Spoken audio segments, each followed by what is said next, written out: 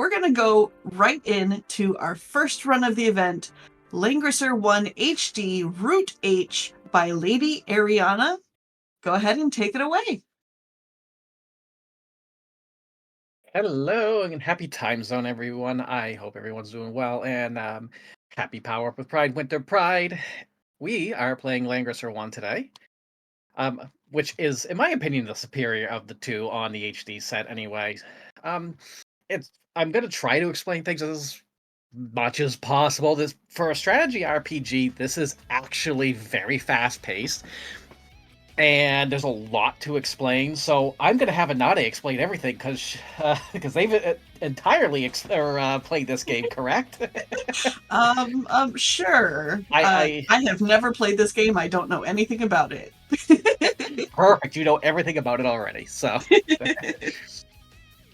this is basically the HD remake of War Song as we got in the US on the Sega Genesis. There's a lot more added to it. It's fun. The first thing we do, though, is we have a quiz. So I'm going to give us a countdown real quick, and I will explain things as I go, knock on wood. If I go silent, I'm probably trying to focus on something. But anyways, give a countdown from 5. So 5, 4, 3, 2, 1, let's Langrisser. All right, so we have to do a little quiz at the start here, and I've already messed it up. Toughest boss in the game. Oh my god. Toughest boss. I knew I was going to mess it up, so we'll just do a quick restart. Oh my god. You didn't see that. Nobody saw that. You saw nothing. False start. 10-yard penalty. Repeat first down. 5, 4, 3, 2, 1. Let's Langrisser. Part 2. Part 1. All right. So I need 3. 3, 1, 1, 1, 1, 2. This will give me the setup that I need for starters. So we're going to go ahead and switch our character's gear. You're getting everything equipped. And we're going to go right into our first scenario. So again, this is going to be really fast paced. We set up our troops. We basically get mercenaries for starters. We set them up. A little bit of story goes on here. I'm actually holding down the L2 button right now to speed things up. Because otherwise this game would take really long. And so our mission here is to basically get where Narm is right now and escape this event. Because these bosses are actually really strong. So we're going to move this and this, stand by you, and we're just going to go to the next phase. So what I did to start, I had Layden, which is the main character, and I already forgot to move Volkov because, wow, I am forgetful today. Layden is your main character, and I started off by using an ability called Sharpen. Sharpen increases attack power of anybody hit at it by 25, and that is a good way to increase their stats early. Plus, it also gives them experience. Before the end of this fight, we need to get Layden up to level 4, and that will allow us to do what's called a class change. So we're going to try to... now if I can just remember how this is done. I actually need to kill one of these units. And I can do this in either turn 2 or turn 3, but... excuse me, move, stand by, thank you. Get up there, please get... nope, didn't get the kill, that's fine. And we're just going to send you over this way. So the fewer units we actually have to deal with, the better. Every commander unit actually controls a certain number of mercenary units. Every unit, whether it's mercenary or commander, has a set number of XP that you get when you defeat it. And it's basically plus or minus 10% based on the difference in level between the unit killed and your own commander's unit. If you kill the commander of an enemy unit, then all the mercenaries go with it, and you get all of that mercenary XP, but you only get half of it. So we're gonna go. We killed one unit, and we're gonna kill the commander now, and this will get Layden up to level 4, which is where we need him.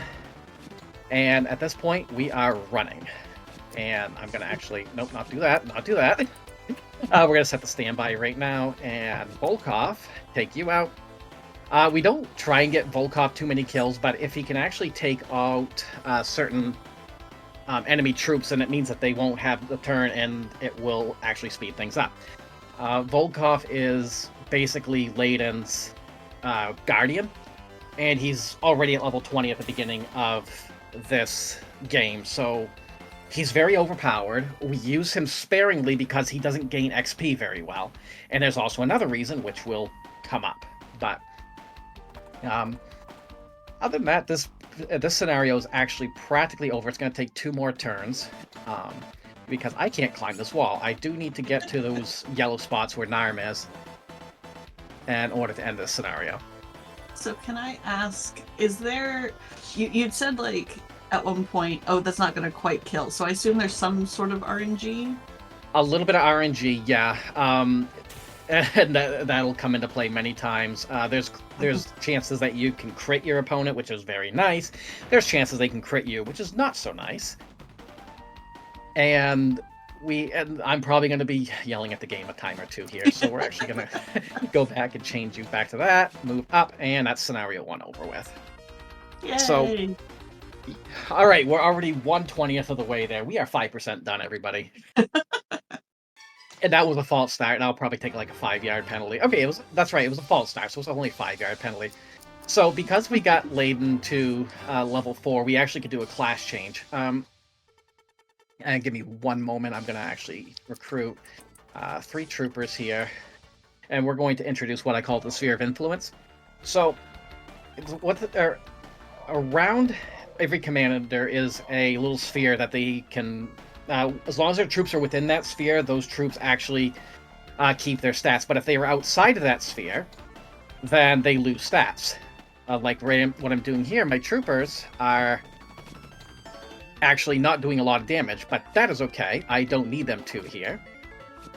So we upgraded Layden to Silver Knight, and what that does is he's a bit stronger now. He also has a higher movement stat, and because this is a strategy RPG, movement is actually a pretty important stat to have first for the sake of speed, which is why I answered the questions as I did at the beginning, because that gives me a free pair of Boots of Wind, which increase the movement of the commander by 1.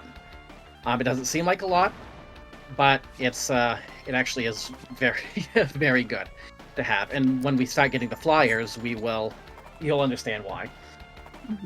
So we're moving Volkov up to that commander, but we're not killing it because we actually do want to give Layden some experience. Enemy commander AI is not that bright, so even though I moved it right next to Volkov right next to it, it didn't do anything. So it's they're not that bright. So we're gonna move Layden there, and I'm actually just gonna go to the next turn. So they don't enemy AI, if a nearby commander's level exceeds what theirs are by a certain level, they're just gonna stay put, which is why they didn't do anything against Volkov. So you're seeing Layden's taking a bit of damage. So if Layden dies in this game, that's game over. I have to start the scenario all over.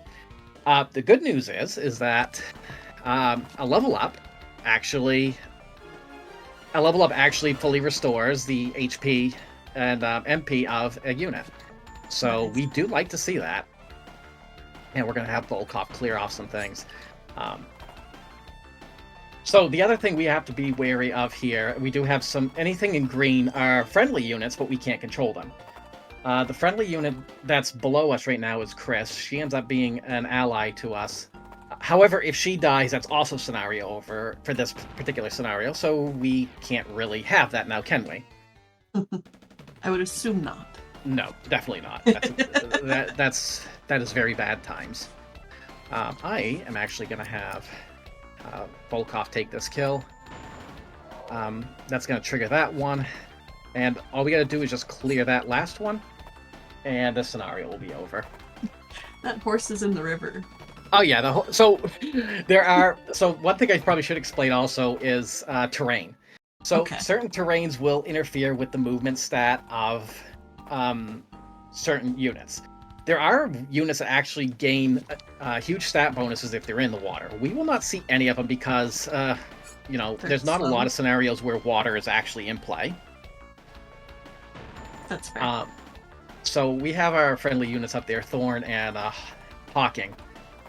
And we don't like Thorn. We're not gonna. He actually will join us not too far off. He's not that great though. In the meantime, we're gonna go ahead and we're gonna try and just get that kill as quickly as possible. So even if I have to send Volkov, the amount of experience I'm actually getting right now is, even for Layden, not that great. We just need to keep him alive. Hey, my trooper from across the river actually made it into the fight. How about that? It's like, welcome back. I know we just abandoned you there, but we were actually thinking you were probably going to die back there too. Like that. Absolutely. Alright, so let's see. Nope. So unfortunately a little bit of bad RNG there, but we might actually be able to get Layden the kill here. Of course not. Thanks, game. That was a whiff if I've ever seen one, and yeah, I'm just going to stand. So Hawking's going to get the kill. Most likely, yeah, which is fine. It's not a big deal, but we just need Layden to get to level 17 before a certain chapter, which it's fine. We still got plenty of time for it. So now we're 10% of the way through. Wow. I know, we're already 10% of the way through. So this is actually a fun little scenario as well. We're going to get 2 troopers for Layden, and there's a little bit of a strategy I actually have to employ here.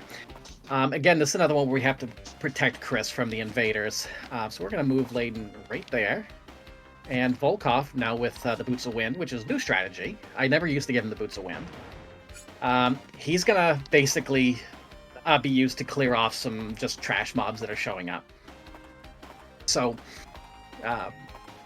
in this one, we have to protect Chris, and that's another full clear one. So the full clear scenarios are really...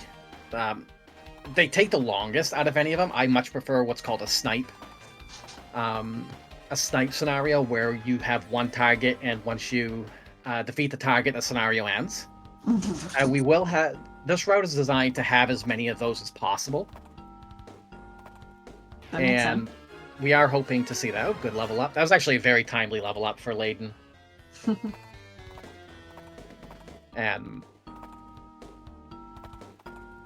So, because we need to protect Chris, after I defeat...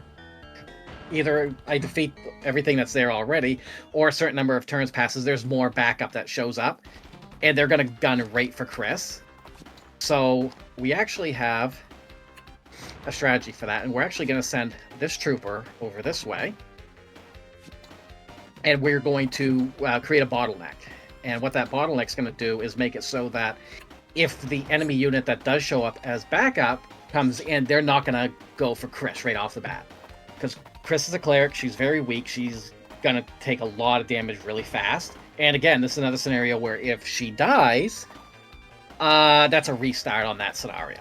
Oof. So yeah, we want to keep that there. And I also have to remember to, you know, put it on standby all the time too, because otherwise, if I actually don't put that unit on standby, then it's going to try and follow Layden. And then my whole strategy goes out the window. Ask me how many times I've had that happen. Okay, don't ask me. It's a big number. I don't want to admit it. Dice crit. So that one's taken care of. Let's go ahead and kill this one off. So another thing I should mention as well is that the amount of damage that a unit does is actually relative to what percentage of total HP they currently have. So the less HP that I have out of my total, the less damage I'm dealing. So it's imperative to try and keep that up as high as possible to guarantee the highest damage. Which is why on this next battle, Volkov is actually not going to kill the target, because he's not at full HP. The only way he'll actually be able to handle it is actually if he crits, which isn't impossible. Alright, so here's the bottleneck I'm talking about. I set that unit there, and it creates a bottleneck. There's only one spot where an enemy can attack it. And even though it's taking a huge defense loss right now because it's outside of Layden's sphere of influence, it's still going to be fine to bypass a little bit of the mechanics here. So there's the backup unit I was talking about. Hawking right there should actually do a U-turn and start coming back to attack. We want Layden to still clear this out. And of course, I was in a bad spot there. That is fine. It should take us about another turn to get that one clear. Stand by. And Volkov should be able to finish that one. And we're just going to leave Volkov there the rest of it. Wow, Thor's still alive. That he usually dies before now.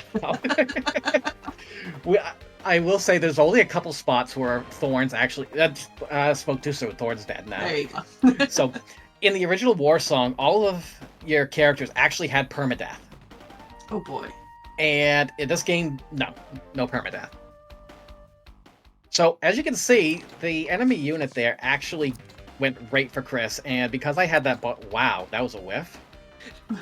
And because I had the bottleneck set up, he just basically took the hit. Actually, I'm kind of scared right now. I'm going to send Volkov over. I don't think he'll get there in time, and that's actually handy. Chris used Ghost Arrow on it, and so she's trying to help. She's like, look at me, I'm helping. Yeah, sure you are, Chris. Sure you are. So, at this point, thankfully, they're kind of turning their attention to Hawking, so I don't really need to worry about much. Right now, Layden should be able to get over there. We're just going to keep you on standby. And actually, Volkov should be fine by not doing anything. We're almost done here with this scenario. And then we'll be 15% of the way through the game. I can math. Math is illegal. I was going to say, math on stream. I don't know if that's allowed. Oh, God. Yeah, when I was trying to figure out the... so I was actually trying to figure out how the XP... how XP works. Oh, Layden will actually get the kill here.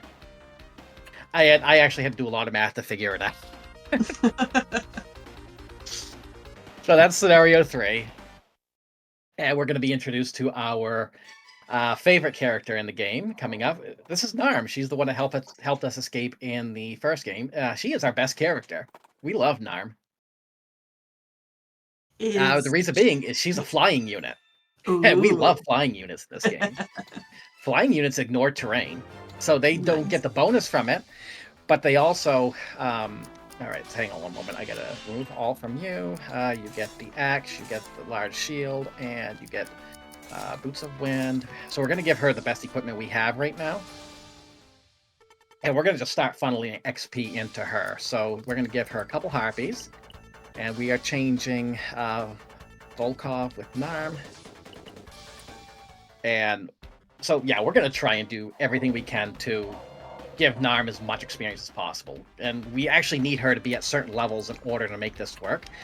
I'm having Layden cast Accelerate on her, which gives a +1 to movement. We're going to use Sharpen here, so it gives her some extra attack. And we are just going to kind of go ham here and just try and take out as many as possible. Slime units don't carry a lot. No kill there. Not a big deal. This is actually like a 4-turn fight. It's not a long fight. But we do want to try and give Narm as much XP as possible. By the way, in chat, we had an addition of math on stream is allowed because it is its own punishment. So...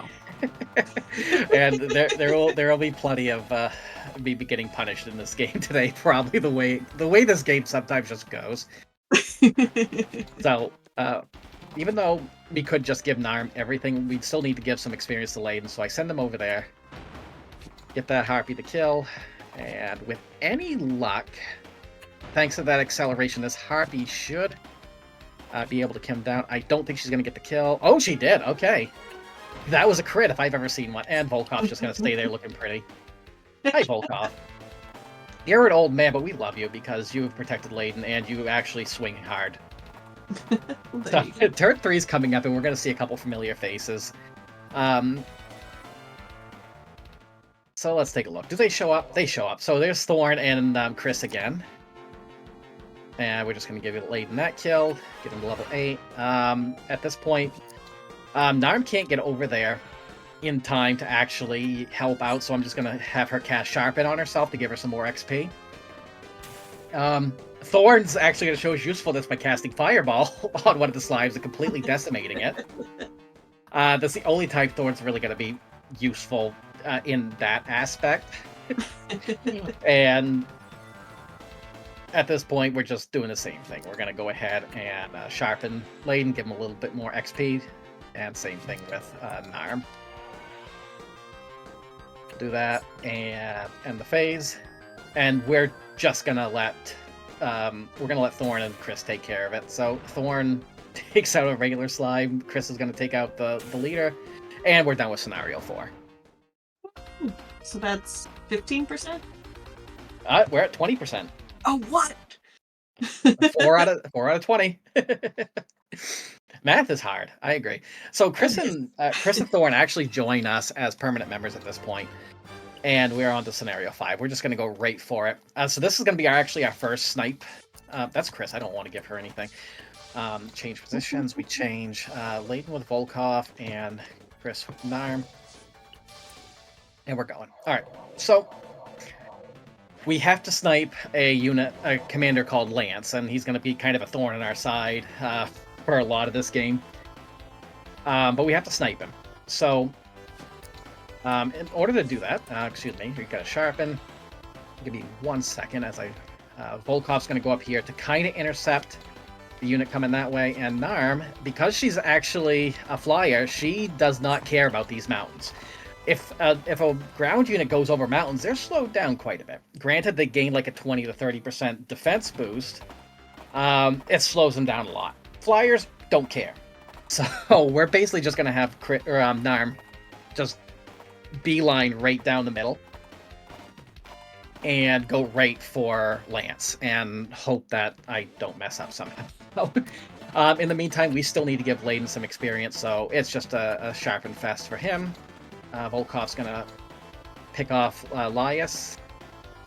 Every scenario also has these sparkle units on the ground. They're basically treasures. As long as you put a unit on them, whether it's a commander or a mercenary, you will get that treasure. In Langrisser 1 for this speed run, there's not really a lot that's good, and I actually don't route any of them in.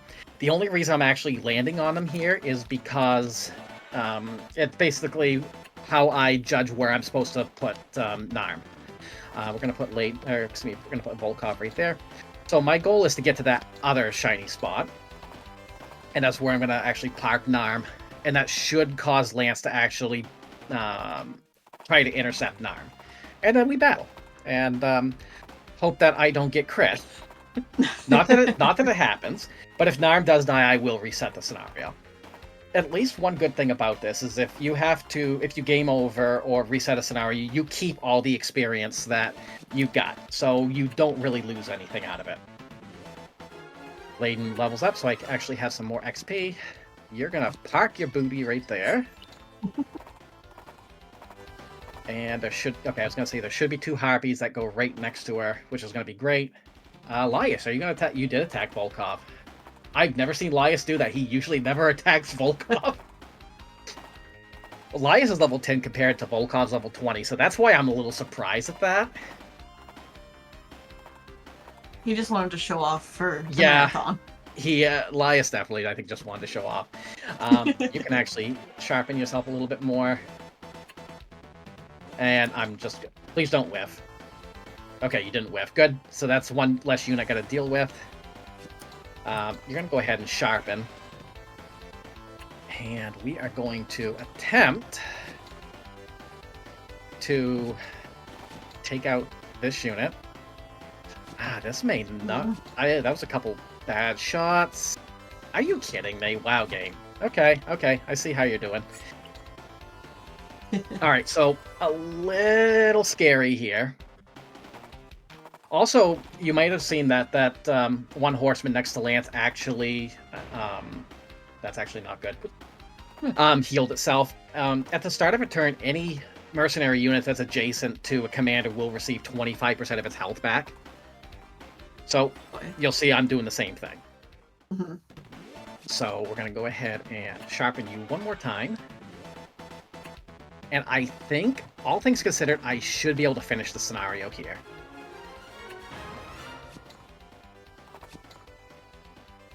All right, chat. All right. Let's get your blesses and There we go. other good thoughts in chat. So Yay! that was luck. I will say, everyone, though, get your Fs in chat. We do actually. I remember I was talking about permadeath. Normally we don't get it, but we do lose Volkov here. He takes a poison arrow for Layden, and Volkov says, "Be a good boy," and all that. So we don't have Volkov anymore, and we're back at where we started now. So Layden's going to go ahead and get 3 troopers. Narm's going to get a full team of harpies. We're keeping everybody in their same spots right now. We actually can adjust where, in many scenarios, where we start. So it's another snipe. We need to snipe him. Chris is going to have a little bit to do here. She's going to cast Aegis. So Aegis is like Sharpen, but it's for defense instead. And we need Narm to get what's known as MVP. So at the end of every battle, whoever has the most unit kills becomes MVP, and they get a certain number of class points added to their total. And you need class points in order to change classes. You get, for every level up, your unit gets 5 class points. But the more MVPs they get, the less levels you'll have to get in order to have that class change. So we really need Narm to get more kills than Layden. So we're going to try to funnel as much as possible. And also Thorn is going to have one little bit of usefulness here, and that's basically to make sure he keeps Sharpen on Narm. I'm good with names, I swear. That kill, so that's 1. We're going to move. So Chris actually does have a little bit of usefulness here, and she does have an ability called Grand Heal. And what Grand Heal does is it's an AoE heal ability. So there's 1 kill, 2 kills. Should be able to get the commander kill here for 3. And Narm is going to go up here and got the crit, so that's another kill there. I really should have put his units on defense rather than offense. So buffs only last 2 turns. So there are times I'm going to have to reapply some buffs, which is why I'm having both Chris and Thorn follow. And in the meantime, I'm not going to worry too much about that. I'm not going to worry too much about that unit up there. Getting in to get to this, can I just read a couple things really quick? Oh, go right ahead. We have a $25 donation from Lexi Plays Fast. No comment. Thank you so much for that donation. And that went into our incentives. So I just want to, of course, make sure we are raising money for Point of Pride, and we have incentives. And right now, that means for Resident Evil, later tonight, Jill's outfit, there's a choice, there's a bid war, and currently military is in the lead over Stars, Casual, or BSAA. I'm not sure how that last one's supposed to be pronounced, but currently military is in the lead. Remember, when you donate, because we're using Tiltify, you can't say, don't say runner's choice. Make sure you put those incentives in before you go through the checkout. So on the polls, on the targets, make sure you do all that. Thank you very much. So, yeah, having Thorn resharpen a few things. We're going to try and take out Zelia here. I don't care who takes her out. She just needs to... she needs to get out of the way because she's taking up time and space. Layden's getting that kill. At this point, I'm going to plop... Actually, no, she should be well enough out of the way. I'm going to plop you right there to protect Chris. Oh, I did not want you to attack them. So, we need Zeld, the one that's sitting on the throne. We need him off the throne because a ground unit that's on the throne actually gains a 30% defense bonus. And we don't like to see that, so we've got to try and lure him off. At the same time, Narm still has a good a good kill count over Layden right now. So, also at the same time, we cannot afford to have Narm die. So, if a unit dies, then they lose all of the kill count that they had. So there's no way they can get MVP at that point. And we absolutely need Narm to get MVP. We're going to try and lure Zeld off the throne there. So I'm going to move you here. A little bit of manual movement. That's totally fine. Excuse me. Also, you notice I'm not attacking if I can help it. And you also notice that you may have noticed there's actually, when you go to attack, either an up arrow or down arrow at times. That basically means they gain or lose stats to that type of unit. So spearmen are actually strong to horsemen. Horsemen are strong to infantry units. Infantry strong to spearmen. It's kind of like your classic Fire Emblem set up there. I was going to make a joke about rock, paper, scissors, but it's that too.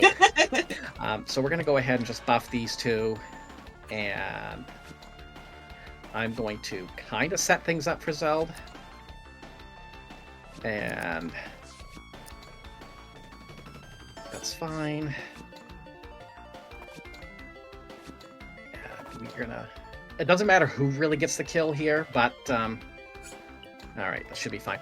I would prefer Narm to get it. Narm has more than enough units killed at this point to get MVP. But we're gonna definitely give Narm the kill here. This scenario is actually going better than I expected. It usually does not go this well. I'm not sure you should say that. Yeah, I'm grand healing, so Narm should be able to just get the kill rate. Narm, don't do this to me, girl. It's because you said something. It is, but we got the kill there. Narm got the level, and I'm pretty sure she got MVP, so... Yay! Which is going to allow us to change her to Dragon Knight after this scenario. So we now get Jessica and Taylor. Taylor's our other flying unit, and he's the other one we're going to start bumping XP into. So we're going to do... Actually, excuse me, we got to do some shopping first. Get a couple of polishes and a couple of brigandines. Commanders, class tree. You're going to go Highlander. Narm's going to go Dragon Knight. Taylor's also going to go Dragon Knight. We're going to change up our skills, so naval boarding and... Excuse me. Get over there, thank you. Hawkeye raid formation. And that's it for that. Items, you are keeping that. Layden is getting... Actually, wait. Yeah, you are getting the Palace. You are getting the halberd. Removing your Boots of Wind. Taylor's getting that Boots of Wind. Brigandine and the other Palace. Alright. So, yeah, there's a bit of setting up that needs to be done. So now, because we got some Dragon Knights, both Narm and Taylor have access to Angels. Angels are very strong units. We are swapping you for you, and then you for you, and Chris with Taylor. And Angels are really strong units. They're also flyers, much like Harpies, but they also have a very high magic resist. And we love to see that because there are going to be some magic casters that we just want to make sure that we don't take damage from them. So this is another snipe, and we're going to send both Taylor and Narm towards that castle in the northeast corner. We also have to make sure that the commander of that castle does not die. That's Albert. He will also join us, but we have to protect him as well. And there is a unit that we do need to snipe, and fingers crossed, we can. So, I got a weapon called the Polish, and it's a sword that gives... it's a little bit weaker than the halberd that I had for Narm, but it gives a plus 10%... it gives a plus 10%, that is not where I want you, attack bonus to all units that commander owns. So, sharpen, we're just going to try to give you a little bit more XP.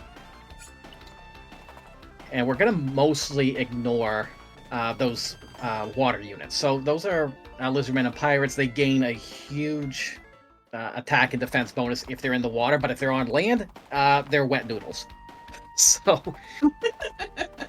but we're going to ignore them. Even though the lizardmen actually give 70 experience per kill, plus or minus 10% in level difference, we want to ignore them. At least while they're in the water, and so let's just go ahead and just keep sharpening you. We want as much XP on to Layden as possible. I'm actually gonna try to get the kill with my angels. Oh, that was a good hit. And there we go. There's that one. So that's gonna clear that right off. Taylor can just move up. And so as a Dragon Knight, you're gonna notice I'm gonna basically be pretty darn tanky. We're actually a little... Narm and Taylor are actually a little over-leveled for this scenario. A lot of units here are actually level 8, except for the commander that's level 15. We're at level 10, level 11, so... But being a rank 3 class is actually really beneficial, and we gain a lot of stats. That is not expected. All right, girls, let's do this. Taylor's gonna fly up, and we gotta try to take out that unit up there called Bernoulli. I am just gonna run with you. So with any luck, that pirate will actually try and go towards Chris and Jessica. I don't care if they die or not, but I definitely need to finish this one quick. There was one PB I had where I actually lost a ton of time on this fight because in the previous fight, Narm died. She didn't get MVP. She was still Hawk Knight, and I didn't have Angels. It just snowballed out of control. Oh, no. And that one just beat grindered itself, so I love seeing that. Sometimes these enemy units, if they're at similar levels, they will meet grinder themselves. And what I mean by that is they will just attack, not realizing how strong you are, and just basically die. And we're gonna I want to still funnel as much into Narm as possible. And there we go. We are now 35% of the story done. We're getting there. We are getting there. Woo, math. I don't know if you're allowed to keep mathing on stream. No, I don't know. I'm just trying to impress people today. So we're going to go right on to the next chapter. We're actually going to give Layden some units here. A couple Dragoons. Narm is going to get 2 Angels, and Taylor's also going to get 2 Angels. And we need to change positions. Layden with Thorn, Thorn with Jessica, and Narm with Albert. So this is another snipe. We can't allow a certain unit to reach the northwest side. If they get there, that's scenario over. Not really much we have to worry about on that. So we're gonna just go ahead and we're gonna clear a little path right here. And Jessica is gonna have a little bit of usefulness. She's gonna sharpen Narm's team. And we're gonna send Narm this way. Good crit, but not enough. Thorn's gonna basically do the same for Taylor. This is actually gonna be a 2-turn fight, and I love the way this strategy plays out. So the one that's surrounded by those blue spearmen are the targets that we're going for. And Layden's probably gonna get a kill right there. Yep, that's fine. I'm not too concerned about that. Although I don't like Narm's Angels. Narm's Angels, that sounds like a TV show. That is not... Wow. Okay, Gabe, you are showing me stuff every day. You are really showing me stuff. So, that unit, or our target didn't move, which is lovely. And it shouldn't be that tough of a kill. But we definitely want to get a snipe on here. So I'm going to send Taylor over. Right there. Do a chunk of damage. Oh, that was a bad chunk of damage. However, now I'm got the kill. So that's that scenario. Easy. Easy peasy. We're now 40% of the way done. Nice. Nice. So we did lose a bit of experience there. Not a big deal though. We're gonna go ahead and shop. Getting 2 halberds. We're getting lantern shields, which actually give us a boost in. That's a round shield. Excuse me. And 1, 2, 3, 4 boots of wind. It's the first time we actually can buy boots of wind. Getting a lantern shield and the boots of wind.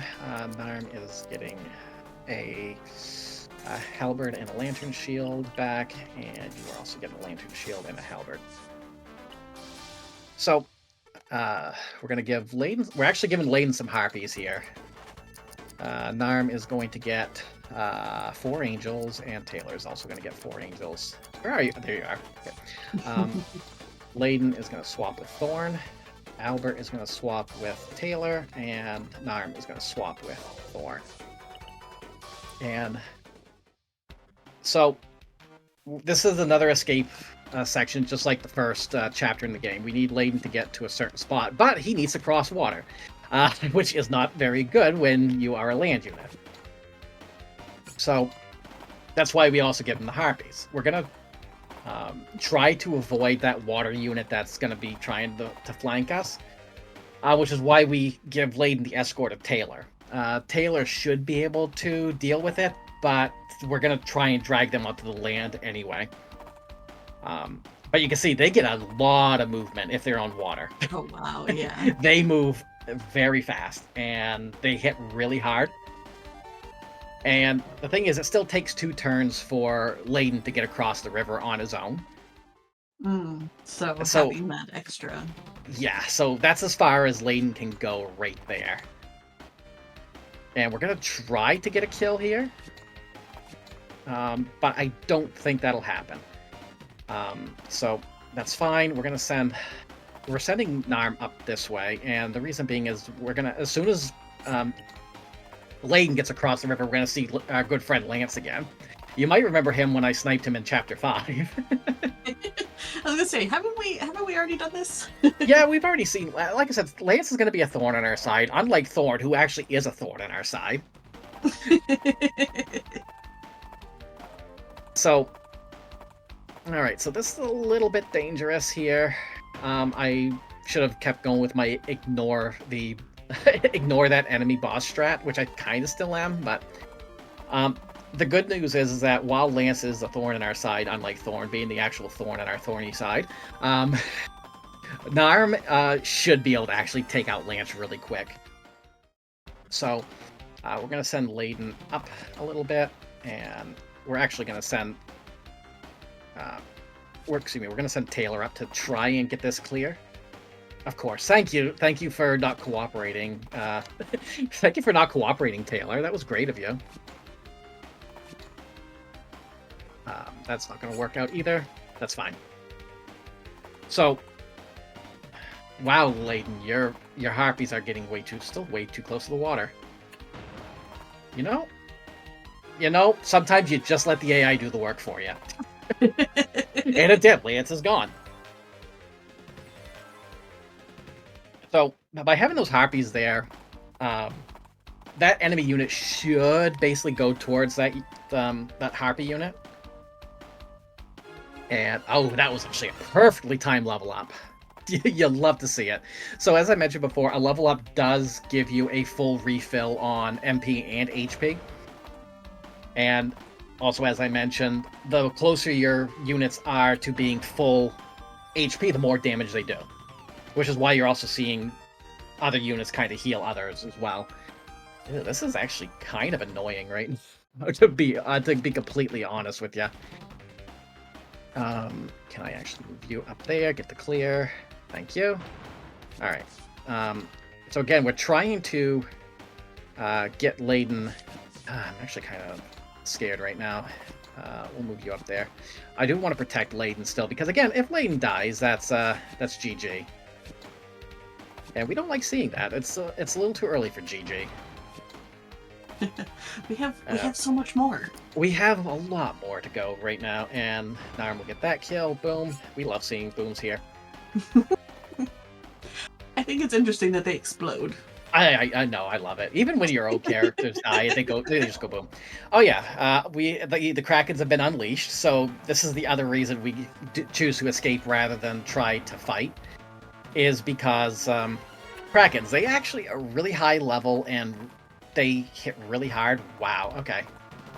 I'm trying to think of how I'm gonna get around this. Layden took a lot of damage there. So I have to think of how I'm going to handle this. The one thing about the Krakens, though, they are neutral units. I mean, technically they're enemy units, but as you can see, they're kind of beating up on my opponent. All right, so if I get Taylor, let's see if I can do this. That's not going to be enough. Wow! Okay, okay. I see what you're doing there. That's actually really bad. You got this. Yeah, I'm trying to think of how I'm gonna do this. So I gotta. So it would Really? now be a good time for Really, me to read a Gabe? donation. What was that? I was saying, would now be a good time for me to read donation while you. Oh think yeah, go right at ahead. me?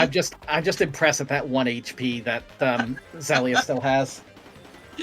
Perfect. I'm just hoping that these enemy commanders are gonna go for the Kraken and just kind of duke it out a little bit. All right. Go well, right ahead, though. Fingers crossed. But in the meantime, we have $25 from Barakiel. It says, when Asuka, I'm so sorry, I can't read today. When Asuka told me about the pet the dog incentive in Made of Scare, I knew what my first donation of the marathon would be. Come on, chat, I believe in you. Definitely no bias.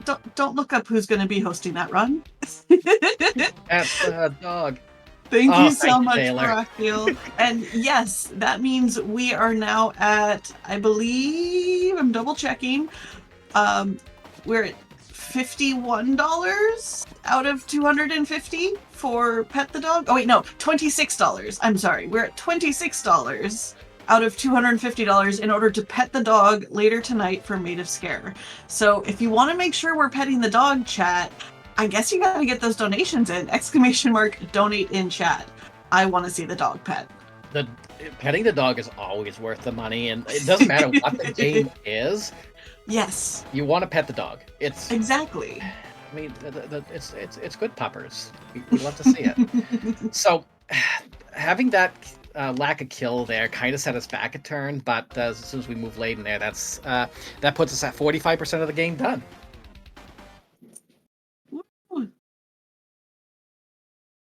And now we are doing another snipe one coming up. We're just going to go right to the next one.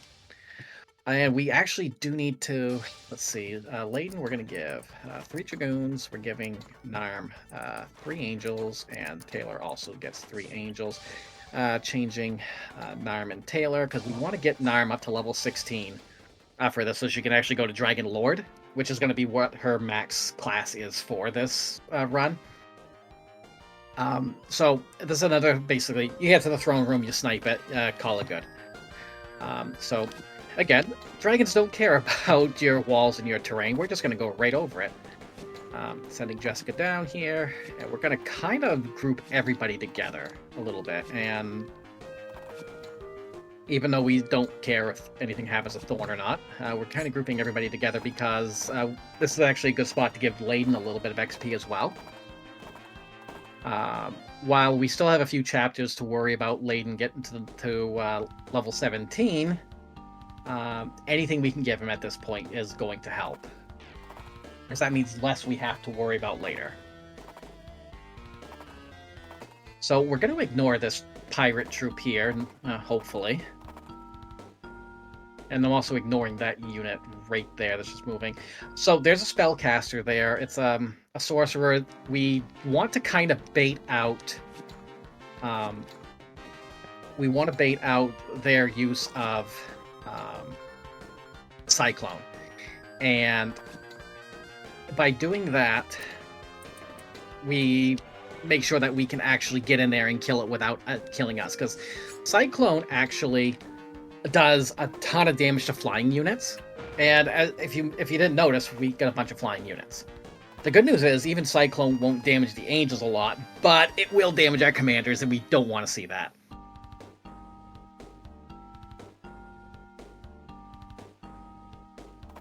And we grouped everybody right there to drag that pirate unit off of land, or onto land, excuse me. And they should be easy going. So by putting that angel in that position, that should trigger that sorcerer to use Cyclone. And as you can see, no damage done. My dragons are not harmed. No dragons were harmed in the making of that attack. These units are off land. Oh, that one unit is off land right now. We're just going to sharpen again. We're just going to go ahead and just use Aegis as well. So move Narm right here. Oh, I almost stood by. That would have been disastrous. And we're going to snipe this sorcerer really fast so that we don't have to worry about Cyclone. Thank you, Taylor, for getting that kill. And this pirate unit over here, I'm not worried about. In fact, I wanted to go towards Leyden. Fingers crossed, he'll do just that. Most likely he won't, though. So, it's important we try to get Narm up to level 16 here. The units coming up probably won't give her enough, but if she can actually get the clean kill on those Crusaders and the boss up there, she'll get... the Crusaders are worth 70 experience a pop, so they'll actually help out quite a bit. Lane gets the level there. I'm actually going to send Taylor over here to deal with them. And Narm's going to go up here and kind of deal with this group up here. Level 15. Okay, she actually is in a really good spot to get to level 16 and also get MVP here. Because again, if we can get her to... Ideally, we want one Dragon Lord for the next fight. And pray I don't mess that one up either, because I did that the last time, and I still got a good PB, but I could have been even better if I hadn't messed it up.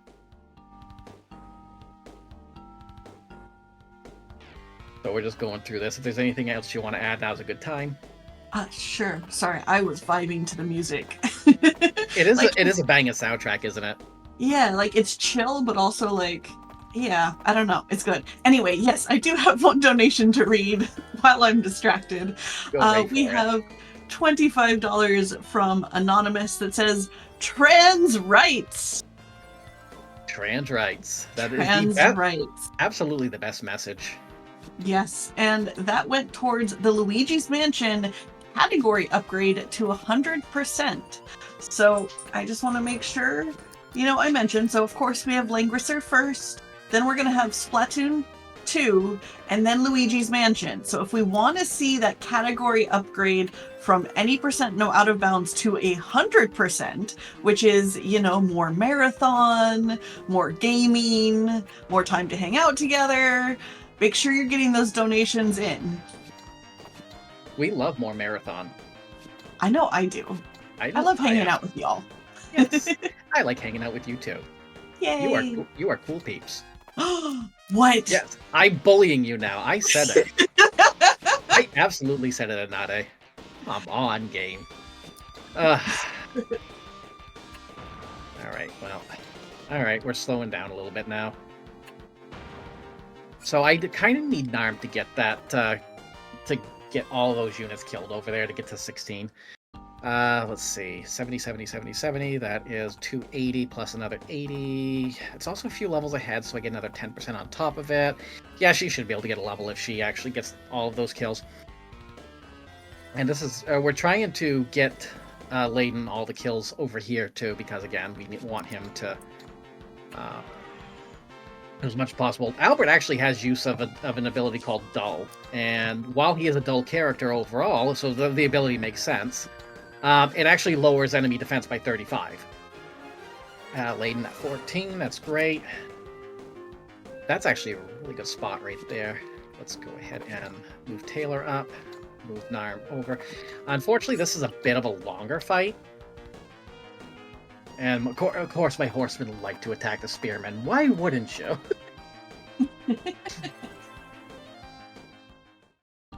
Yeah, this is one of the longer one of the longer fights, in my opinion, anyway. Because while it is a snipe, we do try to get a full clear on it. And again, it's mostly just because this is a really good spot to get some experience, especially for Layden. Gets the kill there. Good XP. Alright, so we're gonna move Narm up here. Ooh, that actually hurt. That hurt my soul a little bit. Oh, no. So I am going to kind of try and protect Narm. And I'm actually not going to attack that. I'm going to actually just keep it as block for Narm. But I do need her to get a bunch of kills here.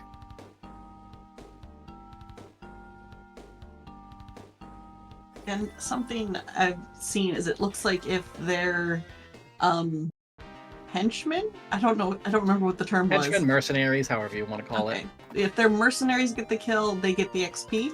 Yes, they do. They still get the XP out of it. Okay. I'm actually going to send Taylor up here, do a little bit of chip damage on it, and stand by. We're going to try to get Narm the kill here, but one more Crusader kill should give Narm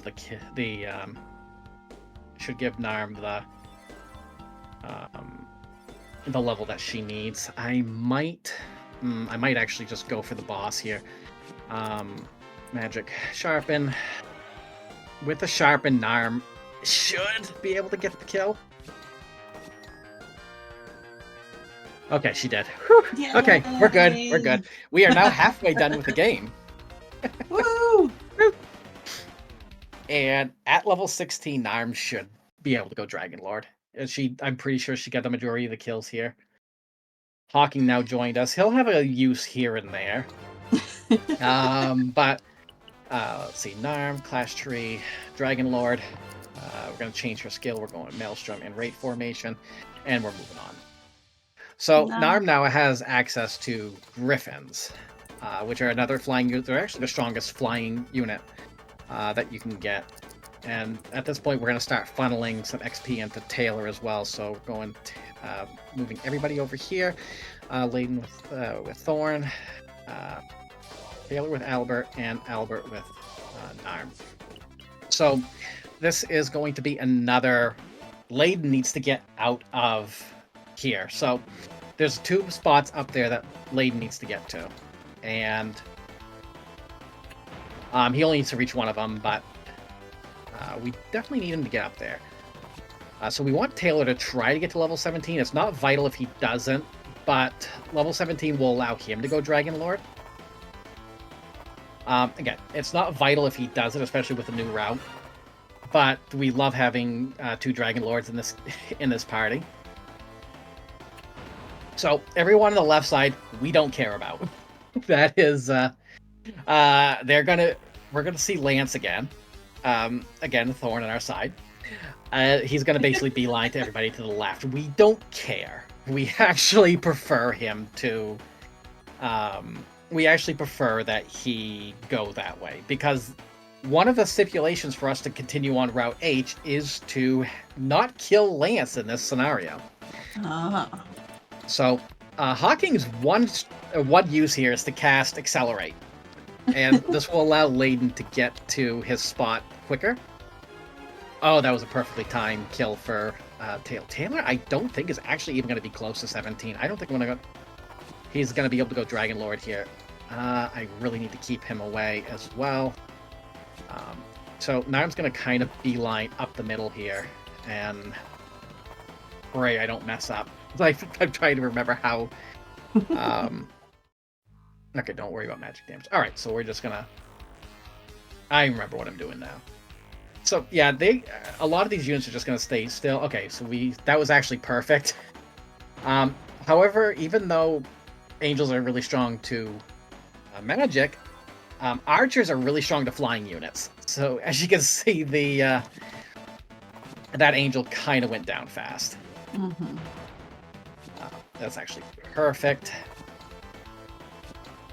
send Narm right here for starters, and we're gonna set Narm up to attack that unit up there. Okay, we're fine. So yeah, Taylor's gonna be a little under leveled here, but I think as long as I can get him some levels in the next scenario, I should still be fine. Well, so that brings up a question I've been wondering of. So obviously for speedrunning, we don't want to have to do anything extra, but like if you get to a point you're like, shoot, I don't have enough levels, can you like repeat something or extra things you can do, or you just kind of we can. Thankfully, the game's kind enough for us to repeat stuff if need be. Okay. It's a very forgiving game like that, and it's yeah, there's nothing really to worry about. While it will eat a little bit of time, it's not like some games where if you mess one thing up or if one thing goes wrong, the entire run's gone. Oh, hi, Lance. Yeah. So this guy is just cast Cyclone on us. Not too worried about it right now. And I actually didn't mess things up. So Lance, again, being Thorn on their side. Going after everybody on the left. We, again, don't care. They're basically bait at this point. So Narm is, let's see, if I can get the kill here, that should open up a path. Perfect. That was a really well-timed level up. Get that kill there. Ooh, lovely. You'll love to see it. And Taylor, the only way I can really get him XP right now is to just sharpen. At this point, I just need, I think, 2 more turns to get late into that spot. By Albert. You're going to take out Chris too? But, oh, by Chris. That was barely enough. So yeah, really the only thing we can do with Taylor, because the other troops really aren't worth a whole lot of XP, especially at this level, is all we can do is really just sharpen him. We'll get some more XP in the next fight. So he's at 15. He's still like 2 off of what I need. But we will make it work. Oh, and here's some wyverns. Or wyverns, depending on what version of Final Fantasy V you play. Okay, the Thorn on my side is now attacking the Thorn on my side. And Thorn's holding out. Oh, okay, there we go. Spoke too soon. Well, bye, Thorn.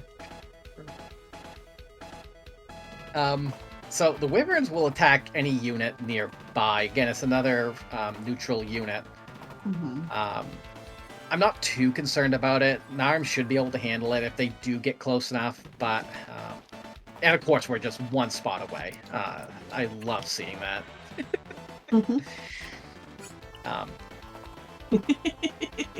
And the only reason we actually had the Harpies was mostly to protect Layden.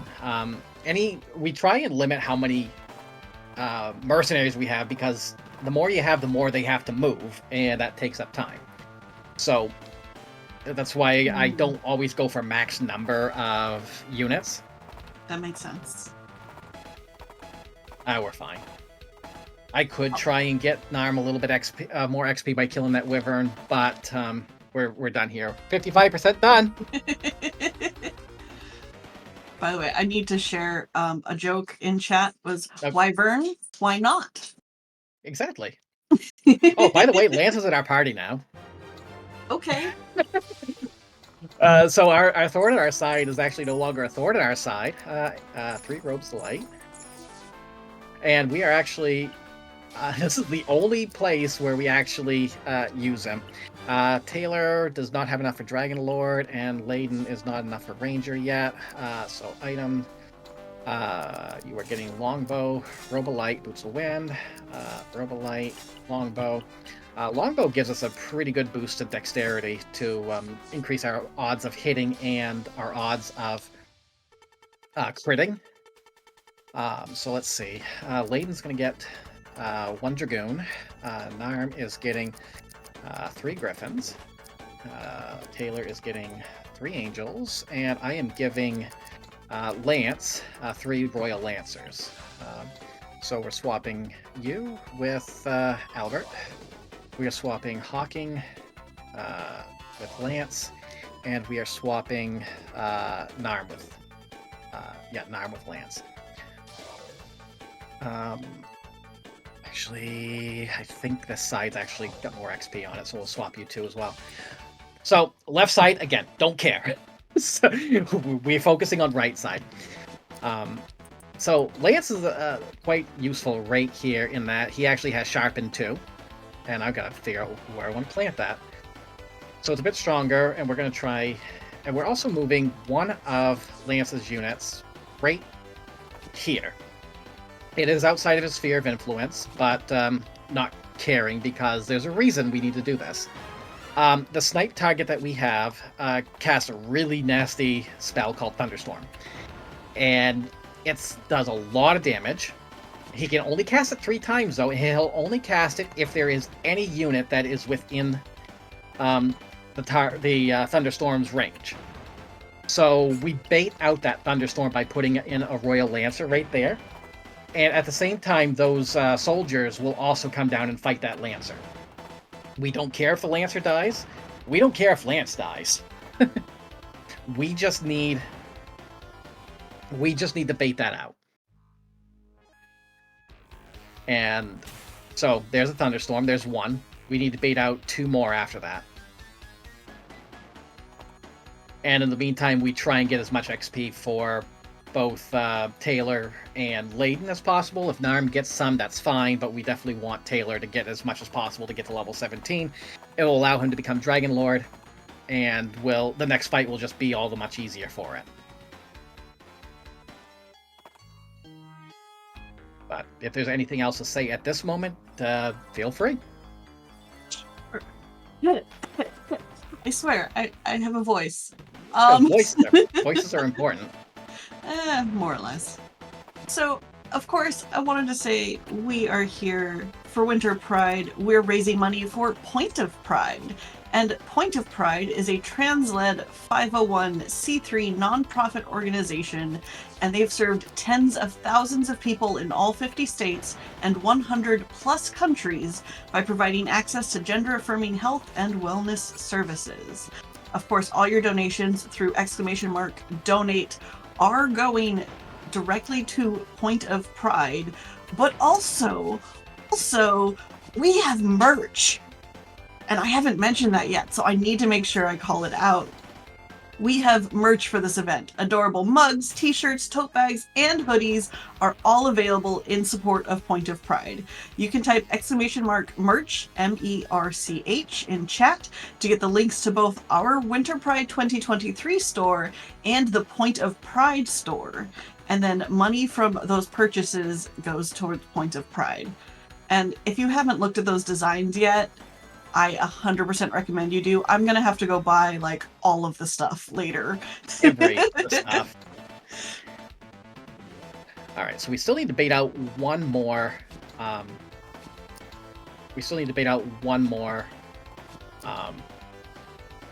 Thunderstorm. So we're gonna put a couple things there. These soldiers actually get a lot of XP, so we're placing them there. And Layden should be able to take that out. I kind of need to manually set things up, otherwise I'm going to lose a lot of units. So we'll set you up right there. Again, I don't care if Lance dies, because this is literally the only scenario we have him in. And we did give him some, we did class him up and gave him some, actually we just classed him up so that he actually can get the Royal Lancers. And that is a good spot to be. And so those soldiers kind of bottlenecked me. I don't like to see that. That was my own fault for kind of setting it up that way, but we should still be okay. No, it's not. It's not your fault. It's RNG. Always blame the RNG. RNG, yes. All right, so let's see what I can do. We'll move you out of the way. I've already baited out all the Thunderstorms. And there's Taylor at 17. Get an arm a little experience. Lance doesn't have anything equipped, but I can still utilize him.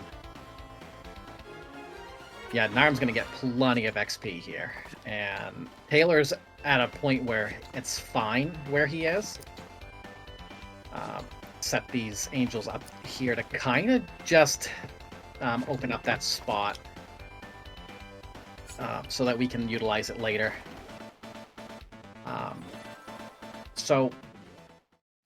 Emperor Digos there just one-shot that angel, which I kind of expected, but we need to take him out fast. Bye, Albert. We're going to be saying that. Actually, that's probably the last time we're going to be saying that, to be honest. Alright, so let's see. Just get you the quick kill here. I said get you the quick kill there. Wow, okay. Oh no! Okay. I mean, it's fine, but... Alright, bring Taylor up there. Lance over here. Just kind of do a little bit of chip damage at Digos before going in for my bigger kill. I'm still going to take one more turn to get the kill. Wow, that was useless. But Digos at this point can't really do a whole lot. My other option is to send Layden in, but so he can't heal himself. He can just attack, and Narm he just meat grinded himself into Narm. So I will take it. Narm got the crit on him, so yeah, we are now 60% of the way done. Isn't that great? Yay! I don't know. You keep mentioning numbers, and math is bad. And math is bad. All right, we're just going on this one, and we're actually no troops, no swaps. We have to beat this round in 3 turns, else we're losing a lot of time. So to start off, we are moving Taylor directly north. Jessica and Hawking are going to move right here, and I'm moving Narm right here. To be on the protective side, we're going to Aegis. And we're actually... This is where Chris is going to shine for, like, one little bit. And, hopefully, she does what I need her to do. Yes, Dijon, someone did say math. So this is a new strategy I just came up with. It used to be that I would need to have one of my dragons at level 20. I don't need that anymore. Wow, you did not attack Narm. Usually you attack Narm. So, yeah, we need to finish this fight off in 3 turns. And if we don't, then Kraken show up and we need to fight them. So we set Taylor right there. We are going to Precision. Layden. Precision actually increases Dexterity, which allows, again, bigger chance to hit and to crit. And we're sending Layden over this way. Decent crit, but not enough. And... we're just going to leave things at that. Layden should be able to get the kill next turn. That slime should come down and attack Taylor. Or at least stand next to him. Okay, Chris didn't die. That's fine. So that's a living armor that just attacked Chris. And I'm using Chris as not bait, but you're going to see what Chris can do. It's like the only time I'm actually going to use her. And it's actually the last time I can use her because of reasons of the next scenario. So Layden gets the kill there. Chris is going to cast Retribution.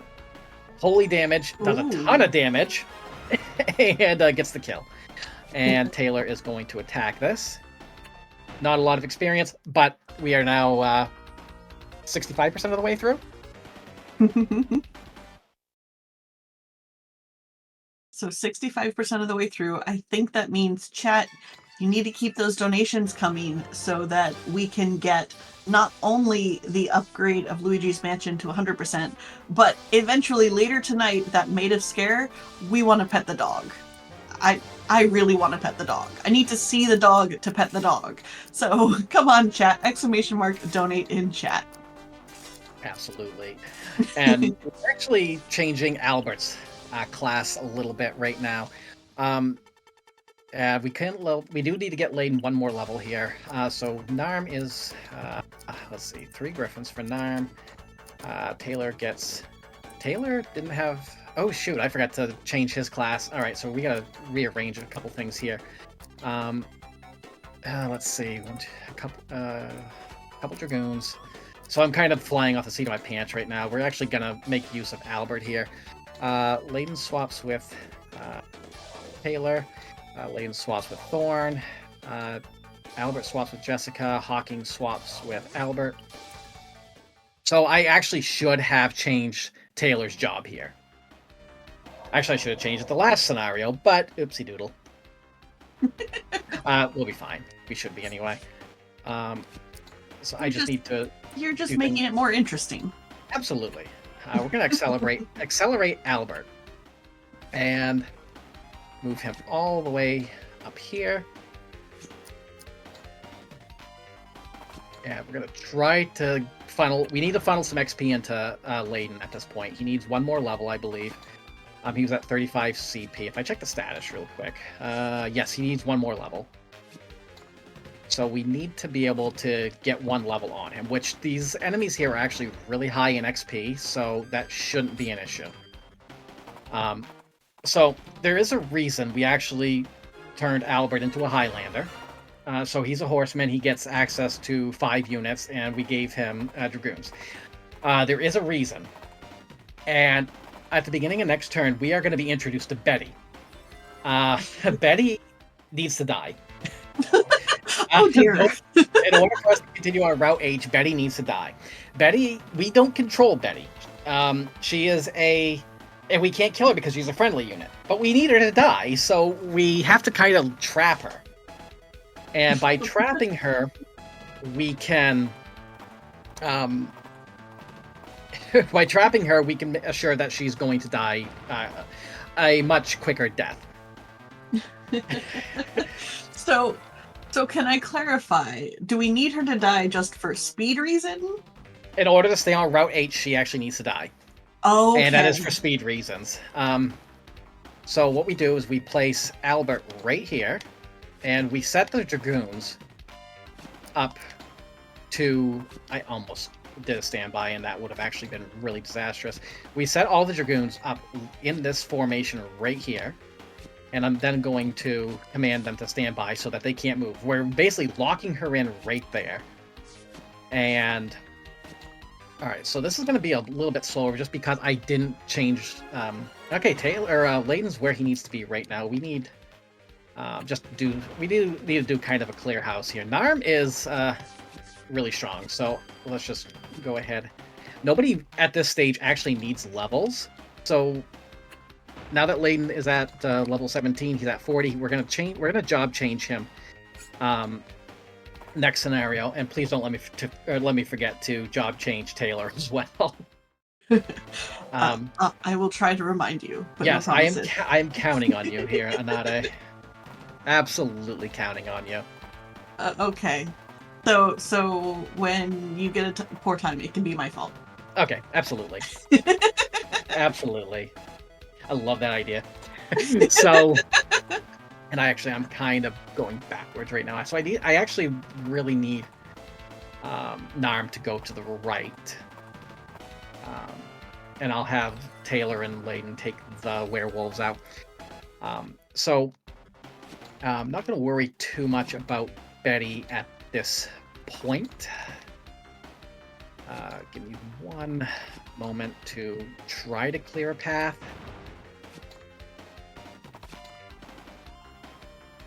Really? Okay. You have Cyclone, I think. This is a different... you don't. You do have Blizzard, though, which is still... It still hurts, but... you know what? Let's drag you a little bit further over. Albert's going to stay right there. So this is going to go a little bit slower because I did goof up.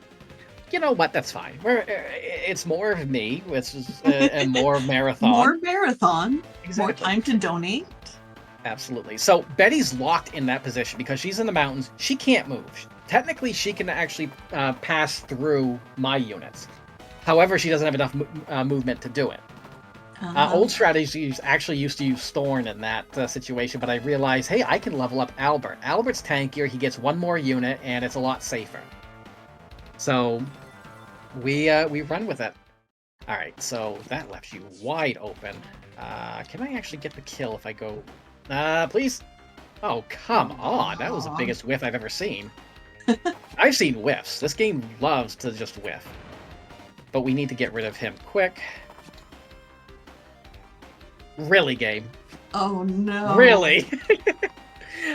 Narm's going to be a little bit of pain here soon. Sorry, Narm. Yeah, so this is actually kind of not a situation I meant to put myself in. We'll be fine. We'll be fine.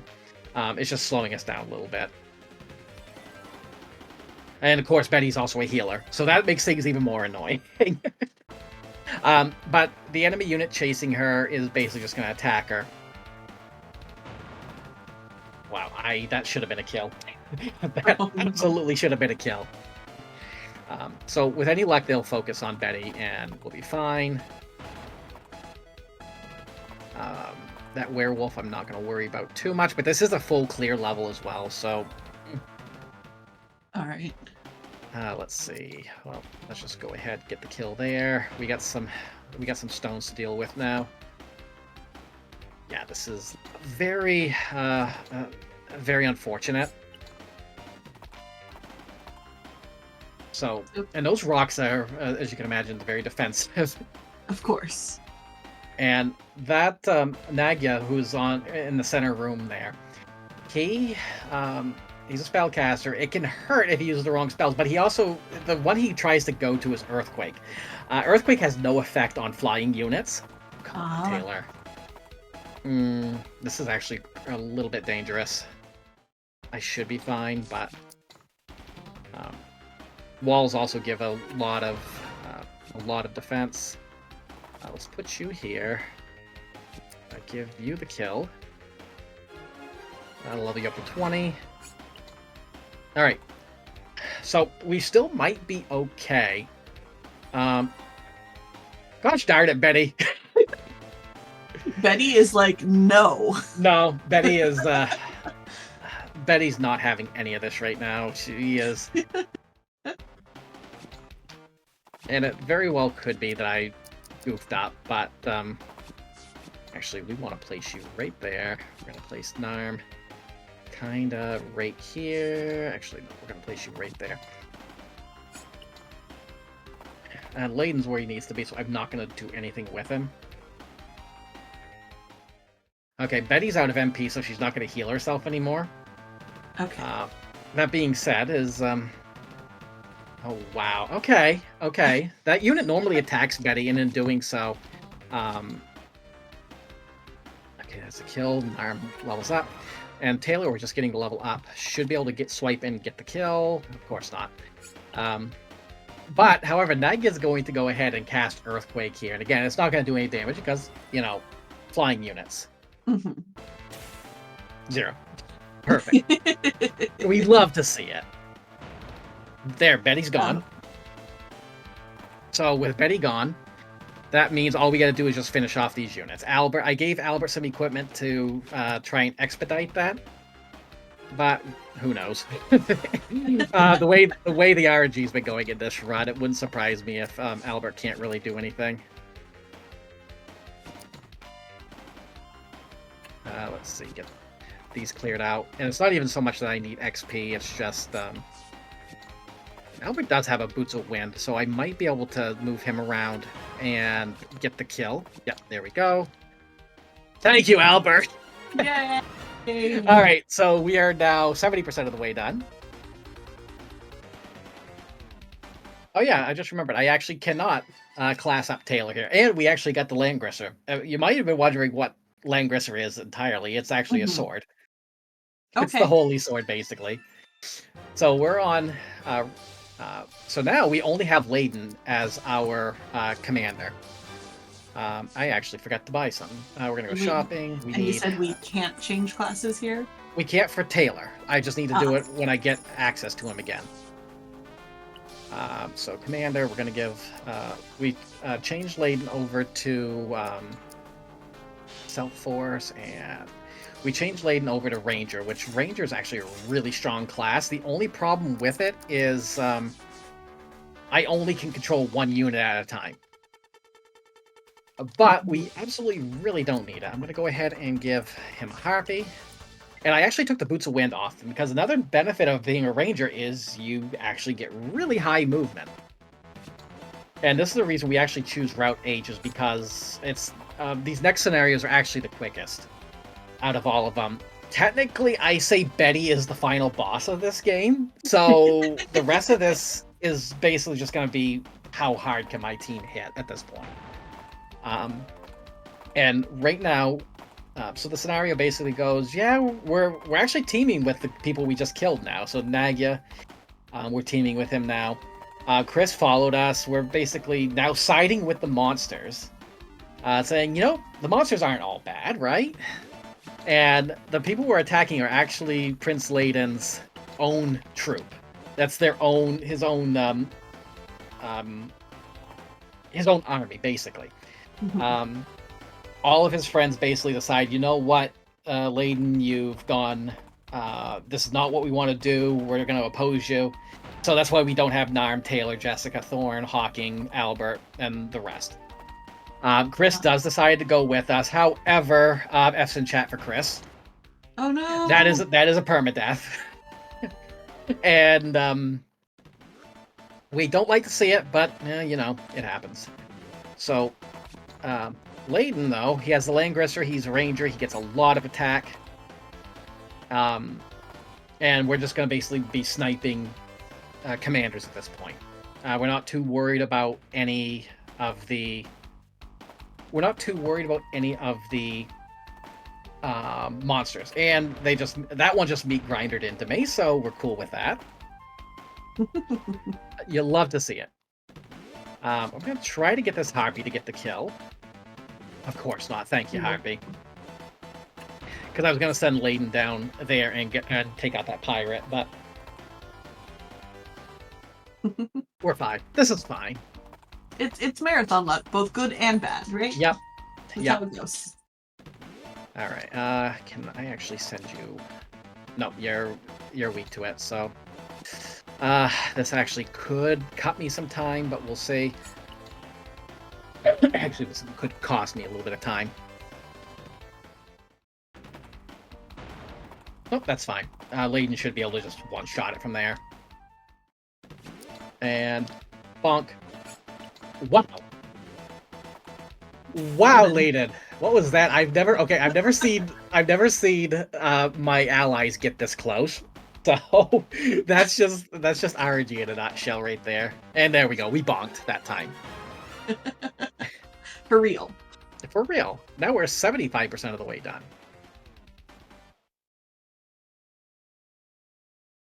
And so now we actually get Bowser, Nicholas, and Nagya onto our party. And we're going to go ahead and shop. We need to buy 2 golden wands and 2 exorcist swords. We're going to go ahead and level you, change you to Sage, and then back to Archmage. You're changing Archmage and back to Zaubauer. Nagya needs to go Skull Emblem and Arcane Scholar for skills. And let's see, Golden Wand, Robolite, and Boots of Wind. And you're also getting Boots of Wind, Robolite, and Golden Wand, and you're getting your Boots of Wind back. And all right, so there's one thing we do need to do. We do need to get Nicholas to level 25, and we're not doing any.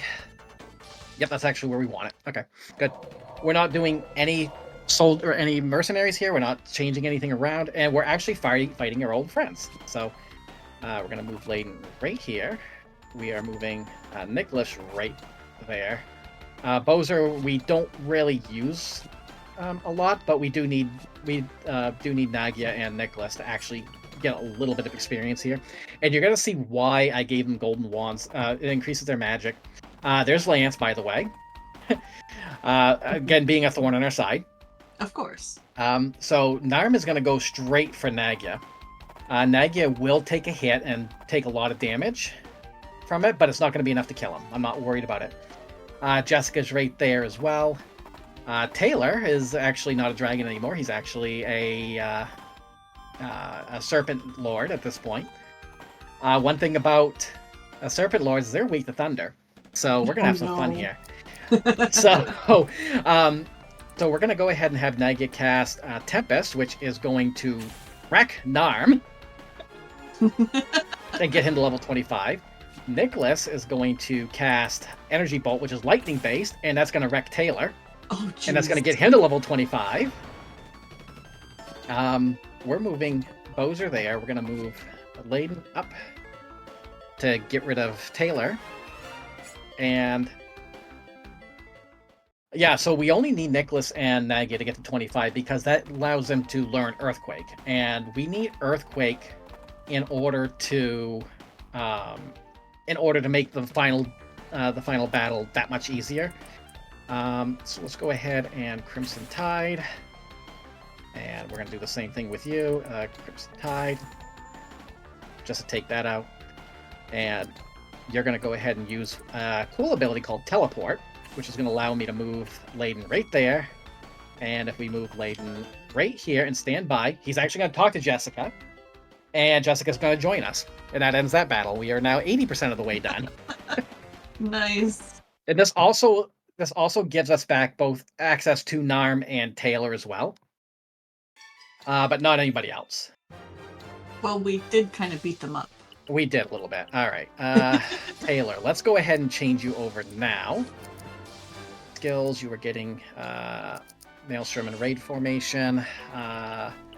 Narm, I don't think I can... Oh, you can. Okay, we're going... What'd I say? Highlander and Ranger, but moving her back to Dragon Lord just to get her skills to Stealth Force. And so it gives her extra movement by doing that. Narm, you're actually going to get the Exorcist Sword. We're going to give the Langrisser a Narm. Assassin's Garment and Boots of Wind. Taylor's also getting Exorcist Sword, Assassin's Garment, Boots of Wind. And that's it. So we're going to give both Taylor and Narm 3 Griffins. We are swapping Jessica with Taylor. We are swapping Bowser for Nicholas. And we are swapping you for you, I believe. Nicholas for Bowser. No, Nicholas for Narm. And we're going. So, basically, this is another full clear scenario. We can't allow the messengers to escape. So we gotta just beat them up. And with as much as we have right now, that shouldn't be an issue. Oh, that 1 HP, though.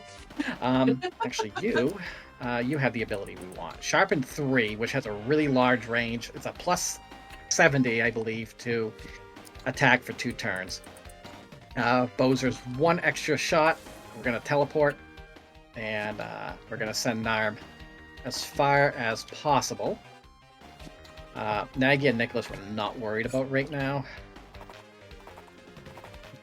And because Narm, we actually set her as a ranger and then set her back to dragon. So we basically just unlocked the Stealth Force skill, which gives her an extra point to movement.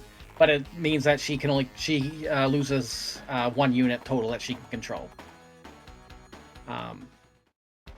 But because of speedrunning, that's not necessarily... No, not a bad thing. Taylor's going to be a little bit on the slow side, and we're going to send Narm over this way. The individual soldiers that are kind of running away are very weak, so my own soldiers should be able to kill them really quick. Oh, come on. Seriously, you're attacking them? Oh, game. Just AI in general in this game. Are you meat grinding? No, you're not. Okay. Okay, so that opened up for Taylor, which is great, because except for the fact that I'm going to lose Sharpen 3 on the next one. Wow, they did meat grinder. Okay. This is fine. This is more than fine. Hopefully Taylor can just take this unit out. Come on. You can do it, Taylor. You can do it. Okay, you did it. Good job. And take you out, and Narm's gonna on the next turn gonna kill that last unit. Oh, there's one more right there, which I will probably just send Layden over to.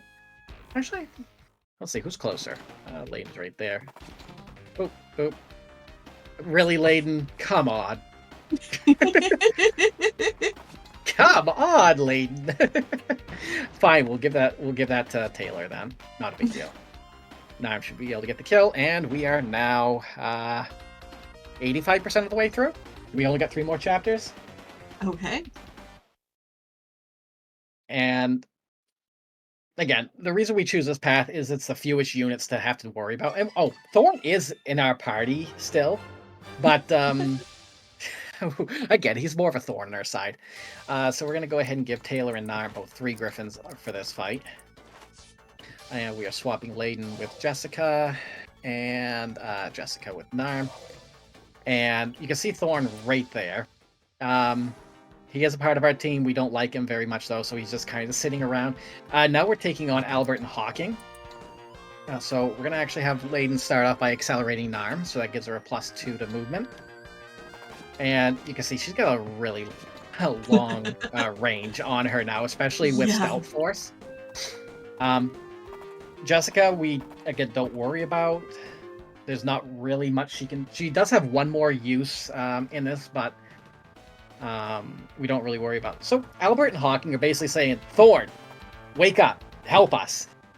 And basically because Thorn's not that bright, he agrees with them. He goes Benedict Arnold on us, and attacks Jessica. Oh no. Jessica, because we actually talked to her and didn't fight her in a couple scenarios ago, she gets mad and casts Meteor. I don't know where it came from.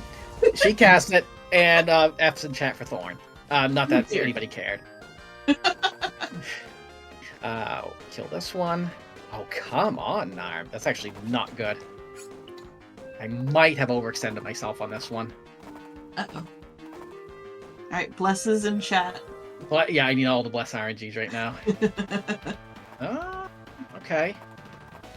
If I can get...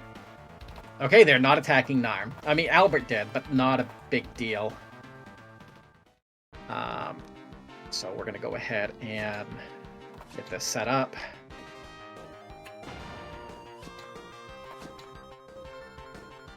Just enough to give Narm the kill. I said just enough to give Narm the kill. Where are our other ones? Right there? Really? Why are they way over there, not towards Narm? That should give her the level up, though. Taylor, we're going to go ahead and send over. Gets the kill. And it should only be one more turn for this one, then. We'll be 90% of the way done. And Hawking's just going to... And Hawking's, like, wide open right now, too, so... we're just going to go ahead and just give Taylor that kill. Thank you, Taylor. And now we are 90% of the way done. Ooh, almost there. Almost there.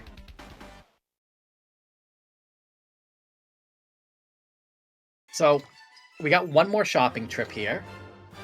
And we are going to get 3 bolt axes, 2 Necronomicons, 2 Mithril armors, 3 dragon shields, and 2 Sultan's bracelets. And that's the last amount of shopping we're doing here. And we're going to get the bolt axe and dragon shield to both to everybody right now that can use it. The dragon shield gives extra attack, and the bolt axe is the strongest weapon we can get for them right now. And that should be fine.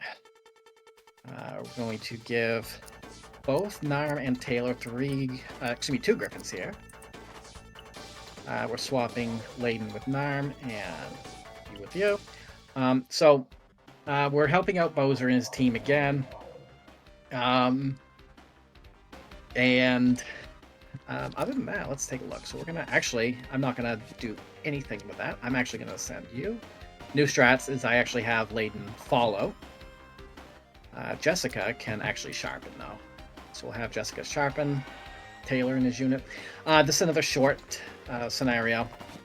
It shouldn't take too long, but basically this is an assassination attempt against Bowser, who's basically Lore-wise, bows are supposed to be like the Prince of Darkness type of thing, defender of the monsters, but in this line, he's not the bad guy. So, however, there are assassination attempts against him, and that's what we're trying to prevent. Because this is the what I call the Dark Master route. And there's 4 units here. There's no backups, and this could be a really quick scenario. Nagya and Nicholas both can handle themselves pretty well, but Nicholas needs a little bit more help than Nagya. Nagya's just going to cast Earthquake and just deal with it. Nicholas doesn't have that in his AI, even though he's at level where he can cast it. He's not going to. So we need to give Nicholas a little bit of help. That assassin is not going to die. So we're going to send our sharpened troop there, weaken that a little bit, and let's go. So I'm going to let Layden take care of that troop there. Taylor's going to take care of that, and I'm going to send Narm up to help out Nicholas. Bozer trying to help out as well. Nicholas is like, yeah, I'm going to try it, and I'm going to completely miss the commander in front of me. And Nagya's just going to say, yeah, I'm just going to, cast Earthquake and just be done with you, because that's a really strong spell. Does a lot of damage, hits a lot of targets. It's not as strong as Meteor, but we don't get to level 30, so we're never going to see Meteor except for what we saw Jessica cast automatically. And we're fine with that. Don't really have to worry about a whole lot else. Should be like 2 more turns if all goes well. Arm sending upward.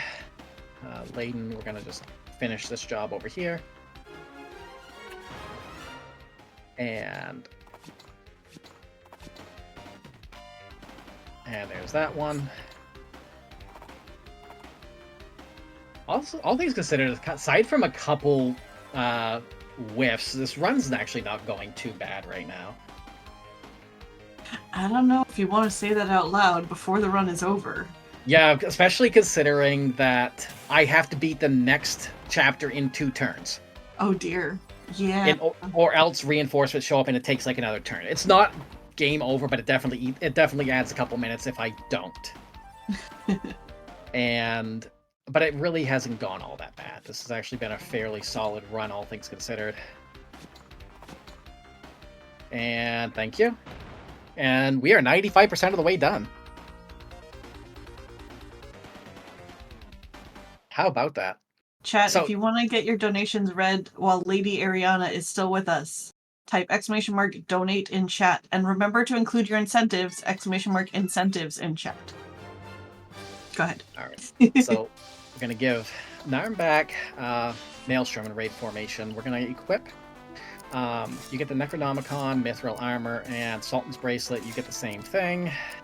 Mithril Armor, Necronomicon, and we're getting rid of the Boots of Wind for this last one for the Demon Dragon Horn, which is a big bonus to attack. Oh, excuse me. Jessica actually gets the Boots of Wind. Jessica's got one use, and that is to make sure Layden does not die. The only ones getting units here are going to be Narm and Taylor. We're gonna give both of them 5 Griffins, so this is one unit or one time when we do have that. Taylor swap with Jessica. Taylor swap with Nagya. And this is going to be a 2-turn fight if all goes well. So we send Nagya down as far as he can go. Same with Nicholas, and we don't have anybody cross that line. So that's as far as Layden's going. Jessica's moving right there, and Taylor is moving right there. Now, my troops can move beyond that line, and actually it's kind of preferable they do.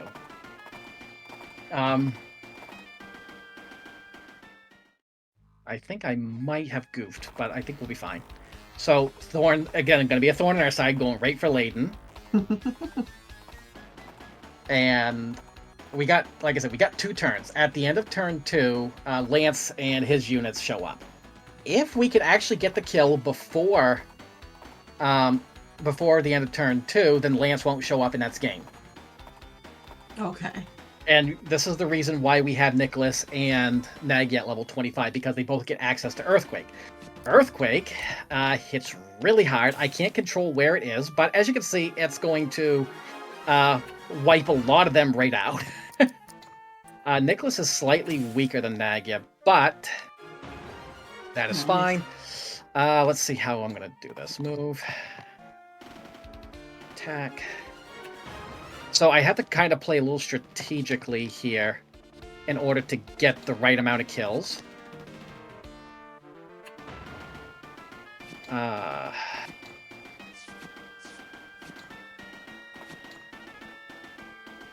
And this is where it becomes a little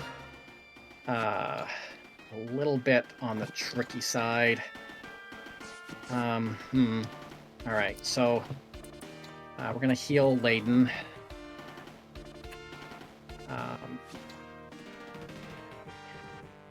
Because you're trying to make it so that you can actually not the one I wanted to do get. sort of a full clear before those second extra forces show up.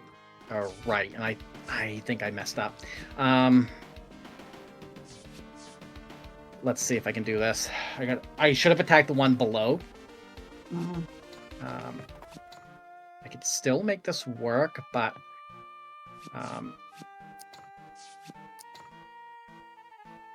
I just have to kind of plan it out right.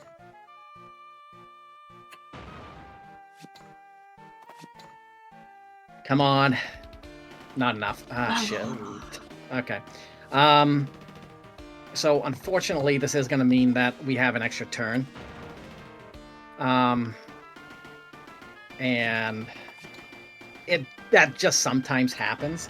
It's not really a big deal because, again, I could do a full wave clear on it, but this is where it's supposed to actually end. And so just that little unit right there is what did it. With like 2 hit points. Yep, barely. So unfortunately, that's probably going to rip PB unless I had a really good run, but we can still work with it. But it's going to, yeah. Of course. That's kind of heartbreaking. But, you did tell me not to say that, so that's where I was going well. This is true. You did say that it was going well right before that. I did say it was going well. I did. So we're just going to cast Earthquake again. Try to open it up a little bit. You might actually... I don't think you actually have anybody nearby that you can hit with Earthquake, so I might actually just have you use Crimson Tide to open up a little bit.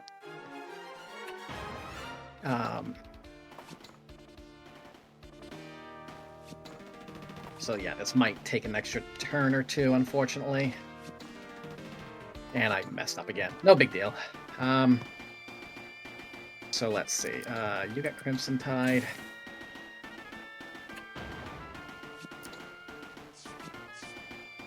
Ugh, this is actually turning out to be a bit uglier than I'd like. Up levels for Layden. We're just gonna move Jessica there to protect him. So you can see I prefer having the 2 turns, because this would have been done by now. Yeah. This adds just a couple minutes, but it's all right. It means more marathon. Of course, more marathon. Who doesn't like more marathon? It means we get to hang out more. Absolutely, and I've loved hanging out with you. You are a pure joy to hang out with. Aw. Well, this was super fun. Are you taking notes? You're running this next time. Yeah, definitely. Awesome. I knew you could do it. Energy Bolt. Take that one out.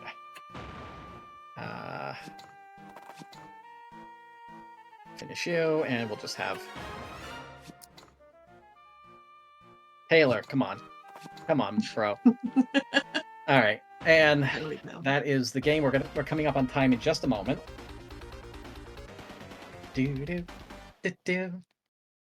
And we get the little bit of ending and time. Yay, GG. GG. I asked what the time was. So I think it was 147:10 or 11. So the timer says 147:41, but I'm pretty sure it didn't reset with our false start. Which would have only added another. It's fine. Yeah, I think that I was still. saw. I think I saw that the false start we were at like 30 seconds. So Yeah, it's 147 still really good, especially since when I submitted this to Power Up with Pride originally, I gave a 230 estimate because my PB yes. was 216. In the time since then, I have cut like 40 or like 30 minutes off the PB and off the world record. So the world record right now is like 142, and um, it's So yeah, that's not bad at all. no, not bad. This was a really good run, and I hope this was entertaining. It was very fast paced. There wasn't a lot of for strategy RPG. It's really is a fast paced game. Yeah. So I'm just happy with that. But Are there any not shout a outs you would like to do? just shout outs to RPG Valkyries, my group I am with and or that I'm a part of, and that have welcomed me as part of their family. Shout outs to the Fantasy Star 4 Profound Distortion community. I will be running Fantasy Star 4 Profound Distortion, which is the randomizer for that game. I'm running that tomorrow at 1:40 a.m. I'm going to have a lot of coffee for that one. I have not practiced it either, so this might be a rusty run. Shout outs to Ghost Queen, my fiance. And that's and just shout out to Power Up with Pride for having me. I'm honored to kick this event off, and it's everybody definitely donate, especially to Pet the Dog. So, Yeah, we all want to see Pet the Dog. Other than that, I'm LadyErianna. It's been a pleasure playing this for everybody today. I hope you all have a great rest of your day. Have a great marathon, everybody. I'll talk to you Saturday. Great. Thank you so much for that run. It was super fun. And yeah, it was really interesting.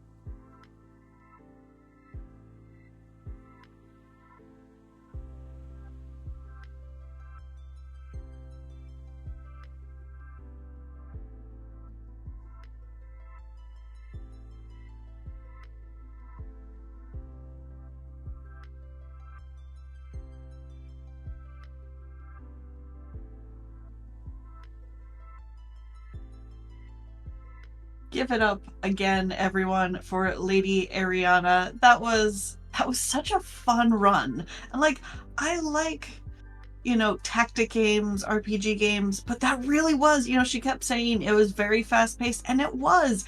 And I could not look away. The whole run was so fun. I think I'm gonna have to see about picking up that game. But remember, that was just the first run. We still have lots of runs coming. So definitely go ahead, stretch, get some water, hydrate, go to the bathroom, but stick around. We have lots of more awesome stuff coming.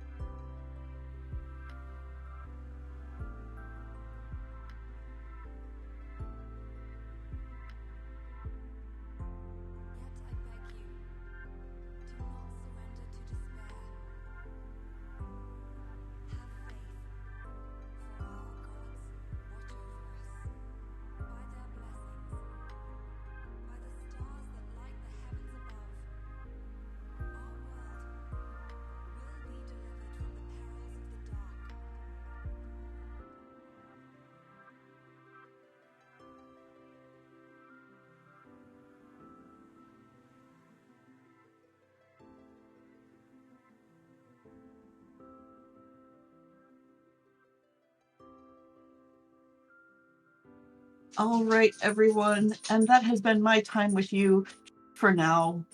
But like I said, we have lots more gaming coming and lots more fun and just awesomeness all around.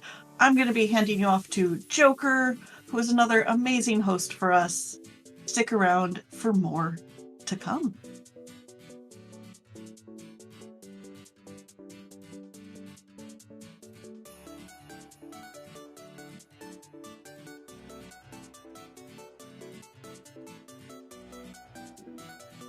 Hello, guys, gals, non-binary pals, and welcome on back to Winter Pride 2023 here, hosted by Power Up with Pride. As Anade said, my name is Joker. Thank you so much for joining us. I'll be your host here for the next few runs we've got. We've got ourselves a mini Nintendo block coming up here, opening up with Adept's New Game Plus run of Splatoon 2. Should be a fantastic time. Splatoon is such a fun game, and it's one of those, if you blink, you'll miss it types of runs you don't want to miss out here.